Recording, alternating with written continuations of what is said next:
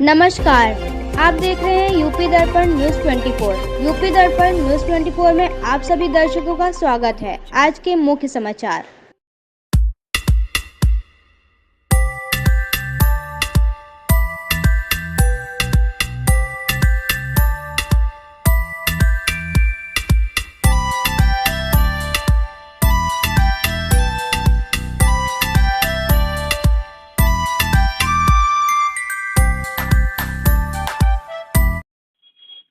आज आपके ऊपर रामलीला कमेटी के ऊपर एक अध्यक्ष और सर्वाधिकार को लेकर आरोप लगाया था कि आप पूरी कमेटी में एक अकेले पर्सन हैं जो आप पूरी ट्रस्ट संभाल रहे हैं, बाकी के सदस्य कहाँ हैं? देखिए, ऐसा है कि जब कोई बात होती है जी तब उसको एक उनका बात रखने के लिए एक ही व्यक्ति आता है सामने। जी जैसे ये जो हम पे आरोप लगा रहे हैं कि आप ही एक ही व्यक्ति हैं, जी जैसे मैं अध्यक्ष हैं, जी नगर पालिका अध्यक्ष महोदया हैं, हाँ तो वही बात क्यों रखती हैं? उनका कोई सभासद क्यों नहीं रखता है? नगर पालिका अधिशासी अधिकारी क्यों नहीं रखता है? जी तो उनकी बात का जवाब ये है, देखिए जो मुखिया होता है, जिसको सब बातों का संज्ञान होता है, उसी को बात रखने का अधिकार होता है, वही बात कार्य से रख पाता है। ये जमीन को लेकर दावेदारी की जा रही है दो पक्षों में अलग अलग, इसमें आपकी कमेटी और आपकी भूमि का क्या मामला है? देखिए, ऐसा है कि दावेदारी करी जा रही है वो बिल्कुल,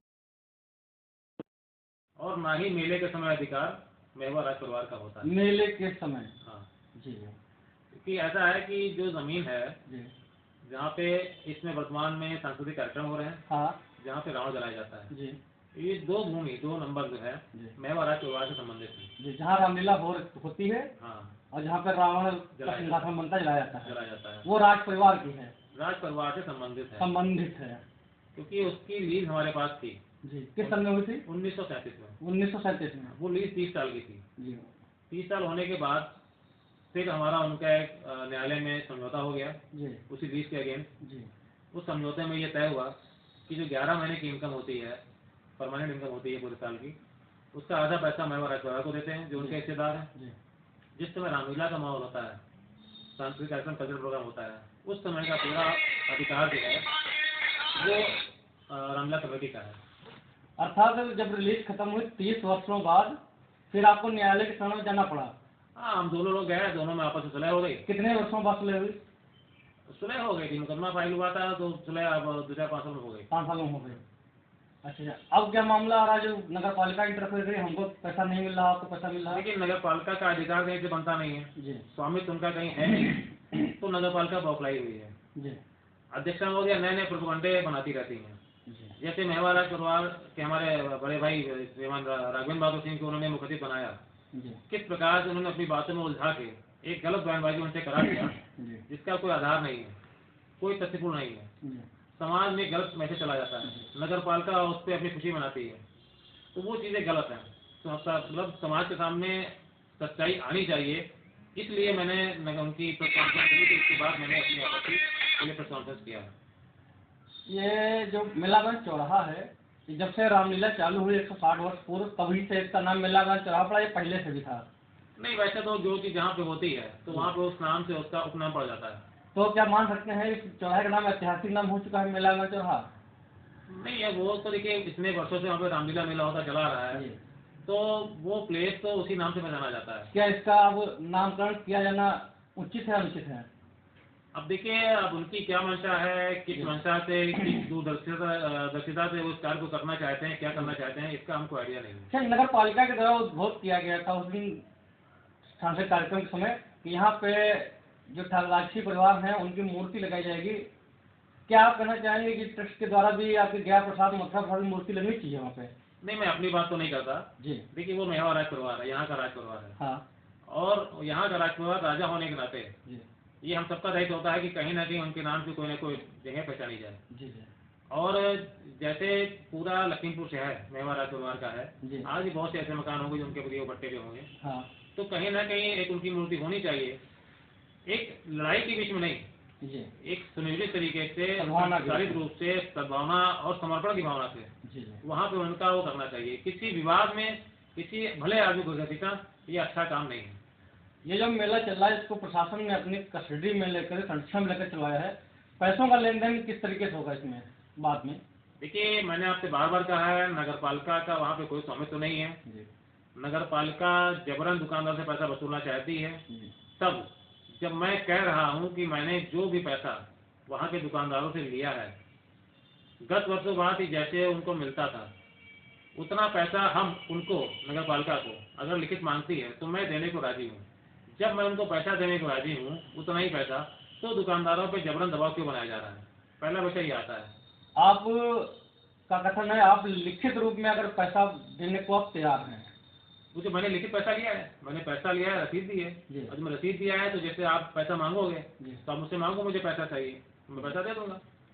इधर जो नगर अध्यक्ष हैं उनका मानना कि आपको कोई स्वामित्व मेला ग्राउंड पे नहीं है। मैं ये कहता हूँ कि नगर पालिका का वहाँ पे कोई स्वामित्व नहीं है। जी। अगर कोई स्वामित्व की भूमि है तो मुझको दिखाएं। क्या आपके इसमें कोई कोर्ट की लिखा पड़ी भी है आपके पास है? हाँ, मेरे पास है। जी।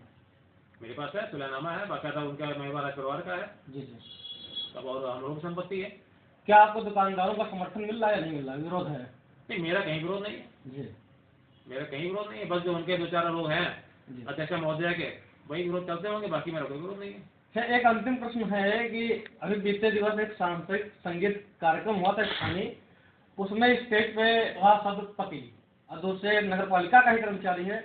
उस स्थिति में नगर पालिका के द्वारा संस्था को ब्लैकलिस्ट करने की बात करी गई या कर दी गई हो अखबारों के मुताबिक, इसमें क्या कहना चाहेंगे? देखिए, वो सरासर गलत है, जो हुआ बड़ा गलत हुआ, निंदनीय है। जी। पहली बात तो ये कि देखिए, वो रामलीला का मंच है। हाँ। वहाँ पे रामलीला होती है। जी। अश्लीलता वहाँ पे कतई स्वीकार नहीं है। जी। और वहाँ पे वो देखिए सभासद के पति हैं। हाँ। पहली बात तो ये है। और वर्तमान में देखेंगे जितने सभासद के पति हैं उनका ज़्यादा बोलबाला है। जी। होता ये है कि नगर पालिका के अध्यक्ष महोदय वहाँ पे आई, उन्होंने उद्घाटन किया। उद्घाटन करने के बाद उस प्रांगण को लावारिस छोड़ के चली जाती है। अच्छा। वहाँ भी कोई ऐसा जिम्मेदार आदमी नहीं होता है जो कायदे से देखे, कार्यक्रम को सुनियोजित तरीके से कराए। उनकी लापरवाही साफ दिखती है अध्यक्ष महोदया की, अधिकारी महोदया की, कि जैसे वहाँ पे कोई महिला नृत्य कर रही है तो वहाँ किसी पुरुष को जाना नहीं चाहिए। ये हम लोगों के संस्कार में है। जी, हमारा संस्कार अपना है। वो वहाँ पे नाचने गए, किस प्रकार से देख रहे हैं और अब आप एक दूसरे को आलिंगन करके वहाँ पे नृत्य कर रहे हैं, वो सरासर गलत। समाज में इसकी हम लोग संदेश देने का काम करते हैं। जो रामलीला है, जो सांस्कृतिक कार्यक्रम है, वो समाज में सकारात्मक संदेश देने का कार्य करती है। इस प्रकार से उन्होंने नकारात्मक संदेश समाज को दिया है, जो निंदनीय है। एक लखीमपुर शहर में चर्चा का विषय बना आरोप प्रत्यारोप का। एक पक्ष कह रहा है कि जो घटना घटी उसमें आपका हाथ है, इस बारे में क्या कहेंगे? अब देखिए, ये तो एक पॉलिटिकल, हम तो पॉलिटिकल आदमी है नहीं जी भाई, राजनीति से मेरा कोई लेना देना नहीं है। जी। मैं तो समाज का हूँ, सामाजिक कार्य करता हूँ। अब वो अपनी बात को, अपने ऊपर लगे आरोपों को छुपाने के लिए, बचने के लिए तो कुछ ना कुछ करेंगे। जी। तो वो सारी बातें निराधार है। मेरा तो, मैं तो वहाँ जाता भी नहीं, ना ही मुझे बुलाया गया, ना मुझे गया। पैसा सारा हमारा, नगर पालिका पैसा सारा इस्तेमाल करती है स्टेट के आवास ट्रस्ट का, और ना उठना लगती है इसके ऊपर, नगर पालिका बंद करा रही है। अगर ये जमीन आपकी है, लिखा पढ़ी भी आपके नाम पे है, तो नगर पालिका किस सन में आपके साथ पैसा लेने के लिए इन्वॉल्व हुई? देखिए, सन का तो मुझे नहीं पता जी। मगर ये कि अभी तक हमारे कार्यकाल में भी नगर पालिका से फोन आता था, वहाँ के कर्मचारी फोन करते थे। हाँ। तो मुझसे पूछते थे, सेठ जी कब से आप शुरू करेंगे, कब से परमिशन देंगे? जी। तो उनको मैं मौखिक परमिशन देता था। मौखिक परमिशन में अपना साफ सफाई के लिए और जो आपका ये सांस्कृतिक कार्यक्रम होता है वो कराने के लिए हमसे समय मांगते थे, मैं उनको देता था। ये एनओसी का क्या मामला है कि एनओसी शासन से उनको मिली है, आपको नहीं मिली? एनओसी इनको नहीं मिली है। देखिए, ऐसा है कि आज से पहले कभी भी नगर पालिका ने एनओसी लेने का प्रयास नहीं किया। इस बार सुनियोजित तरीके से उन्होंने प्रशासन से साझा करके एनओसी लेने का प्रयास किया, जो आधी अधूरी है। जब कोई किसी प्रकार की एनओसी दी जाती है तो उस पर भूमि की गाटा संख्या, अच्छा, भूमि मालिक, जी, कौन मालिक है, जी, क्या उस मालिक ने आपको नोटिस दिया है, जी, अगर आप पास दी है तब आपको कहीं पे किसी चीज़ पर सरकारी की ओर से परमिशन मिल सकती है। जी। वो एक प्रशासन की साठगांठ है जो निरर्थक और निराधार रूप से उन्होंने परमिशन दिया है, जिसका वो जिक्र कर रहे हैं। उसमें भी उस परमिशन में भी कहीं ये नहीं लिखा है कि ये वहाँ उस जगह का आवंटन करेंगे। साफ साफ नहीं लिखा है कि आवंटन, उसमें कोई शब्द इस्तेमाल नहीं है, फिर भी वहाँ पे आवंटन करने का प्रयास ही कर रहे हैं। आप जनता से क्या कहना चाहेंगे? मैं जनता से कहना चाहूँगा कि देखिए, अभी जिस प्रकार से नगर पालिका जनता में भ्रामक स्थिति उत्पन्न कर रही है और नगर पालिका के द्वारा कराए जा रहे सांस्कृतिक कार्यक्रम में जिस प्रकार से अश्लीलता फैल रही है, वो निंदनीय है। उसका जनता को विरोध करना चाहिए। और ये देखना चाहिए कौन सही कौन गलत है, किसके कैसे कृत्य हैं, किसका क्या इतिहास रहा है। आरोप प्रत्यारोप उन पर लगाती हैं। उनका अपना अभी एक बड़ा ही भ्रष्टाचार का आरोप रहा है। उनके ऊपर खुद ही 420 मुकदमे दर्ज हैं उनकी पैथोलॉजी के ऊपर। जी। कई बार छापा पड़ चुका है, पैथोलॉजी सील हो चुकी है। तो जो भ्रष्टाचार में लिप्त चला रहा है उसकी दूसरे भ्रष्टाचार लगाता है तो बड़ा ही हमको खेद लगता है, हंसी आती है इसके ऊपर।